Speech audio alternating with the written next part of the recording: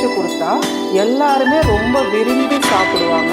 ஏன்னா அந்த அளவுக்கு நல்ல டேஸ்டா இருக்கும். இப்போ ஒரு மிக்ஸி ஜார் வச்சுக்கலாமா, ஒரு 10 பீஸ் சின்ன வெங்காயம் சேர்த்துக்கலாம், ஒரு 10 பல்லு பூண்டு சேர்த்துக்கலாம், 3 துண்டு இஞ்சி, 1 டீஸ்பூன் சோம்பு, கொஞ்சமா கருவேப்பிலை, கொஞ்சமா கொத்தமல்லி, கூடவே ஒரு 7 காஞ்ச மிளகாய். தண்ணி சேர்க்காம ஒன்றும் பாதிமா கொரகொரப்பா அரைச்சி எடுத்துக்கலாம். இப்போ ஒரு பவுல் வச்சுக்கலாம். நான் 3/4 கிலோ சிக்கன் எடுத்துருக்கேன். ஒன்றும் பாதிமா மசாலா இதையும் சேர்த்துக்கலாம். 1.5 டேபிள் ஸ்பூன் அளவுக்கு காஷ்மீர் மிளகாய் தூள் சேர்த்துக்கலாம். 1.5 டேபிள் ஸ்பூன் அளவு ஃப்ளவர் மாவு சேர்த்துக்கலாம். உப்பு தேவையான அளவு சேர்த்துக்கலாம். கூடவே ஒரு முட்டை, ஒரு 3 சிட்டிக்கு அளவு மஞ்சள்தூள், 1/2 டீஸ்பூன் அளவுக்கு மிளகுத்தூள், 1/2 டீஸ்பூன் அளவுக்கு லெமன் ஜூஸ். இப்போ இதெல்லாம் சேர்த்து மெல்ட் பண்ணிடுங்க.